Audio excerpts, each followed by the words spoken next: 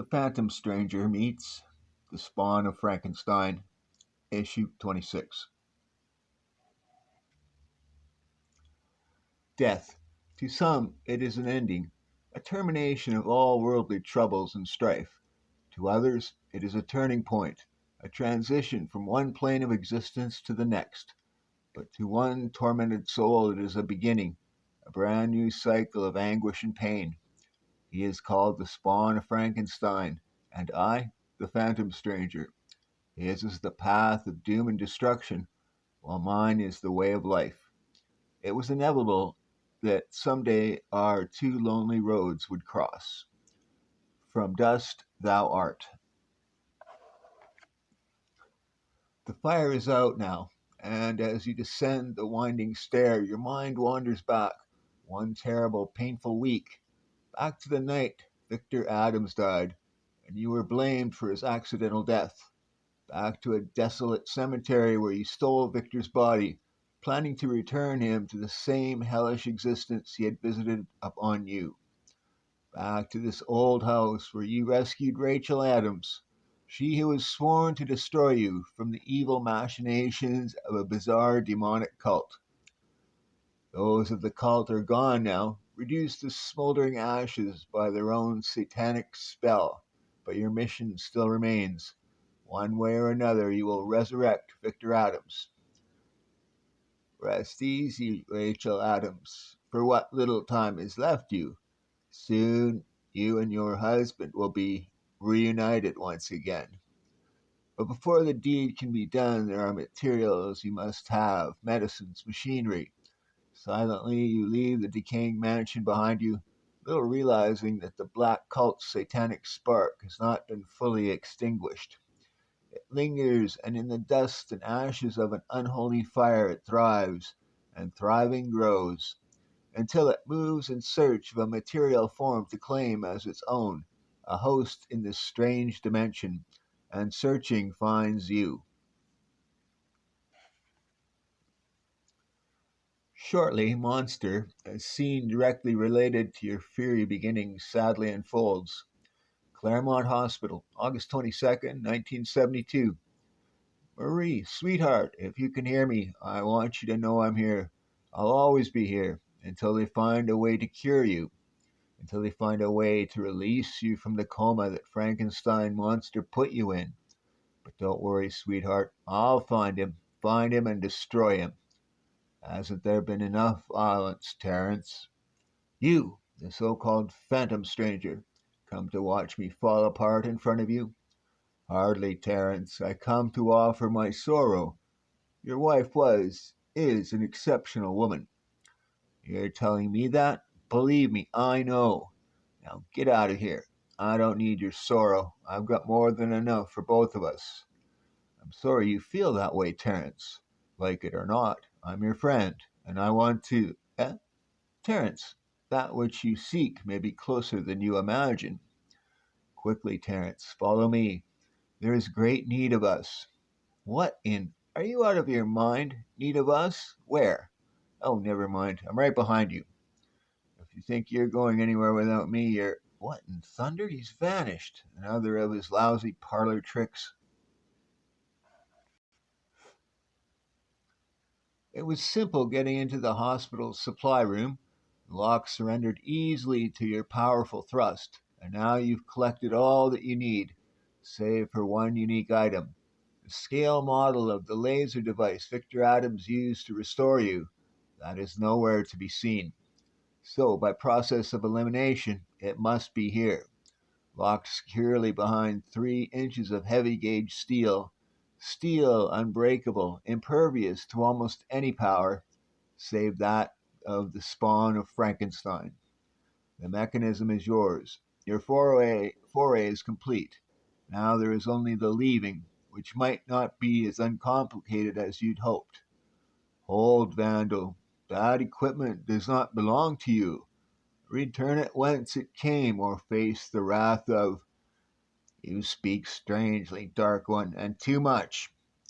You move to finish your fallen foe, and stop, for you sense something different, something noble about the man in black, and you cannot bring yourself to destroy him.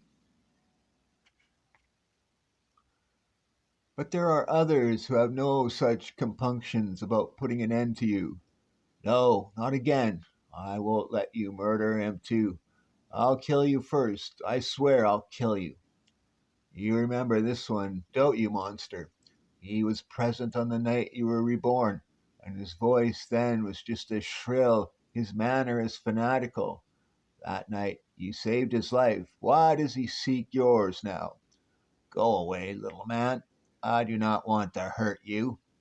But suddenly your attitude changes. Suddenly a voice inside your head says that it is exactly what you must do. Let go of me, monster. Put me down. You must hurt him. You must kill him. No, don't. Terence, no. It's 12 floors to the street. The ink garbed form plunges downward in a swiftly dwindling arc, but you do not follow its progress long enough to witness the inevitable result. No, you have other, more important things to attend to, for there is one more prize to be won. Can't imagine where Dr. 13 disappeared to. He's usually so attentive. Never leaves her side. Well, don't you worry, dearie. Your hubby will be back before you can. I have come for the woman. You have what you came for now, what the voices in your head have said you would need. It is time to return to the mansion. Good Lord, what is that? Beats me, but it's kidnapping Mrs. 13. We better do something to stop it. But that is much easier said than done. Nothing will stop you, monster, if you don't want to be stopped. The rain continues falling harder when at last you make your way up the rutted pathway that leads to the decrepit old house, but you do not feel the icy droplets pelting your death like flesh. You have not felt anything as real as that in countless years.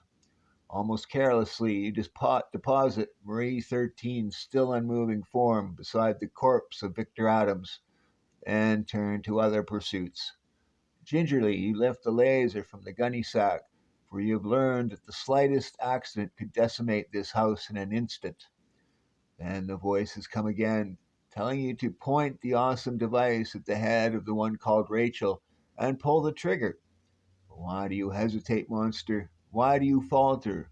Why is your grip unsure, unsteady? Can't kill this one. I mustn't. I mustn't. But you know better than that, Hellspawn, for the voices control you now, and the voices say you must. You must. No! But the voices are only voices, and you were once a man. And though your defiance sends pain coursing through your misshapen form like quicksilver, you've earned that right to be called a man once more.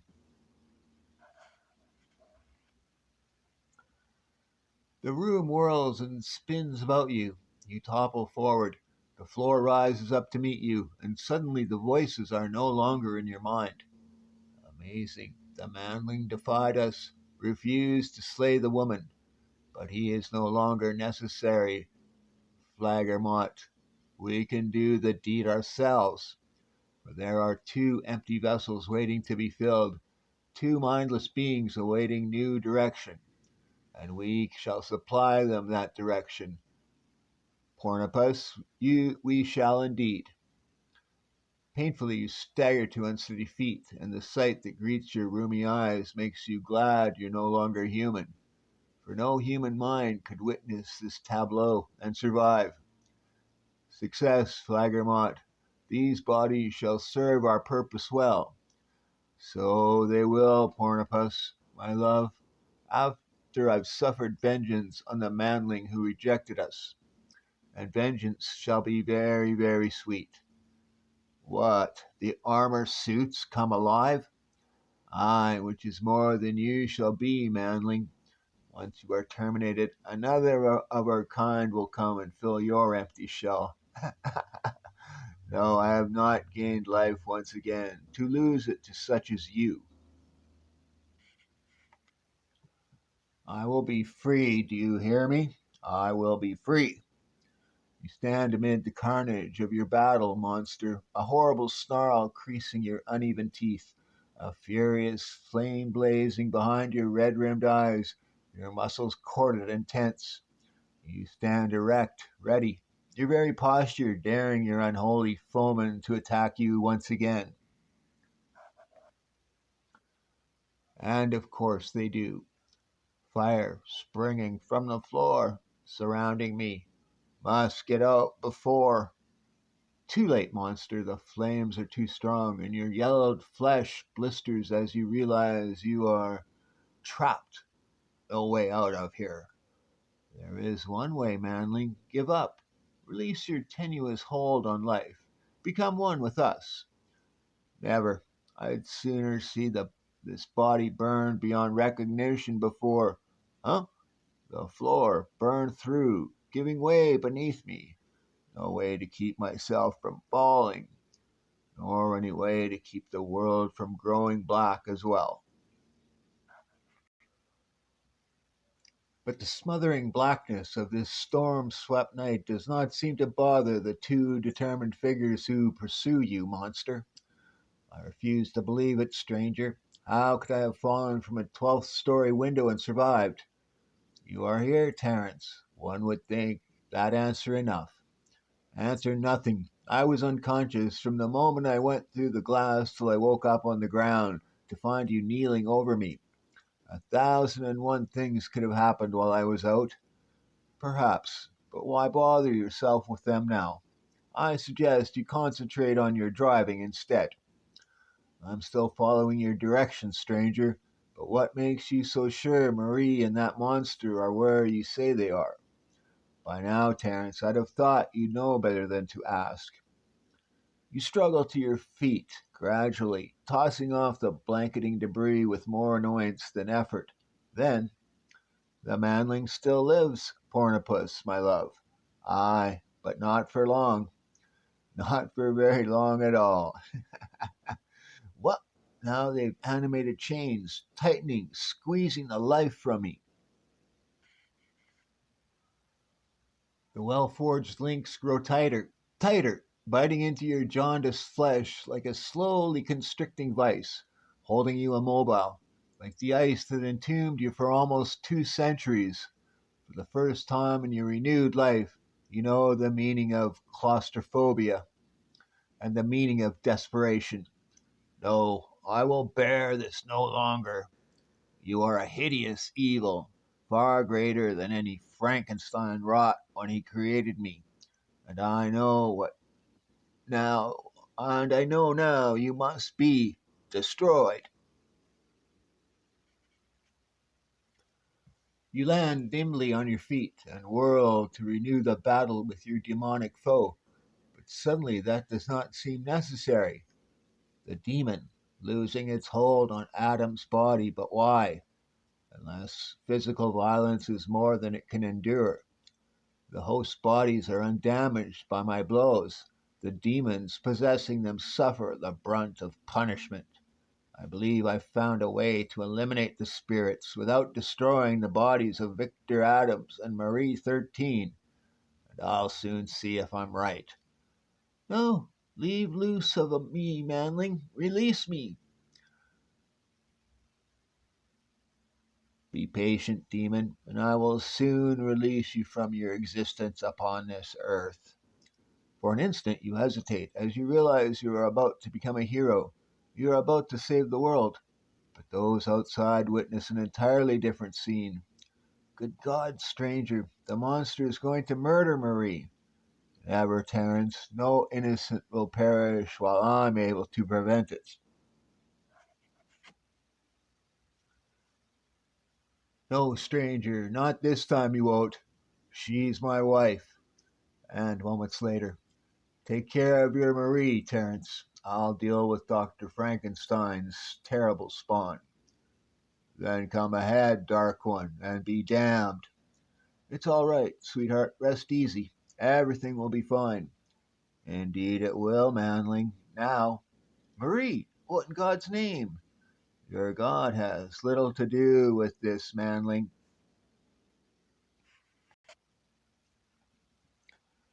Unless your God is death. Darling, please don't. That chandelier is going to fall, and Terence is too stunned to move. I've only instants left to save him. Were you injured, Terence? I don't think so. What happened? How did that chandelier miss us? It didn't. At the black cloaked figure's words, the one called Dr. 13 turns in confusion, then halts, as his stinging eyes focus suddenly on you, Frankenstein's folly. You are responsible for this. Terence, stop.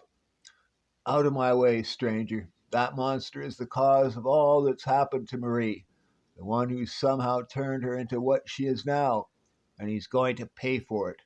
This time I came prepared. Die, you hellish creature, die, die, die! Steel jacketed pellets rip violently through your parchment textured skin, but all you feel is the slightest irritation, and that can easily be taken care of. Why won't you die? I've already died once, little man, and once is more than enough. I'm not to blame for much that you condemn me for, but I sense in you an inability to realize that fact. All things considered, it would be much simpler to put an end to your annoyance now. Slay him, creature, and you will indeed be guilty of all you seek to deny. I believe your innocence, child of Frankenstein, and if Dr. 13 were to open his eyes, he might believe you too. Stop ranting for a moment, Terence, and think. Your wife is mindless, in a comatose state, and Victor Adams is most certainly dead. Yet you've seen them both perform acts healthy beings are totally incapable of. Doesn't that suggest something to you, Terence? Are you trying to tell me Marie isn't human anymore? He need not tell you anything, Manling, when you can witness for yourself. Marie, God, what's happened to you, sweetheart? Nay, Manling, not Marie. That insipid name disgusts me. I am called Flaggermont, and my mate the mighty Pornipus. Though on this world we be labeled demons, demons of the highest order. In moments the full moon shall be at its strongest, and these physical forms will be ours to hold forever. But ere that instant passes, we have matters to dispose of. Unleash your darkling power, brother moon. Destroy those who would dare stand in our way. As if in answer to the demonic plea, the misty moon glows brighter, pulsates, then hurls a blinding beam of light from out of the storm-crossed heavens. I'm dreaming all this. I must be. Then you can dream just as well outside, Terence. Quickly, we must leave this moldering mansion while there is still time. A moment, Dark One. There is something I must not leave behind. Almost tenderly, you scoop up the still unconscious form of Rachel Adams and race with the others from the decaying old house, striving to put as much distance as you can between yourselves and the strangely glowing structure, the ancient edifice that shimmers, shakes, before it finally dies beneath the light of a cold, unfeeling moon. Pornipus, the manlings, they've escaped. Why, manlings? Why go to all this bother? You only delay the inevitable. Perhaps, demon, but if we are to perish, it will be as men, struggling to the last to survive. Splendid sentiments, manling. You may take them to the grave with you.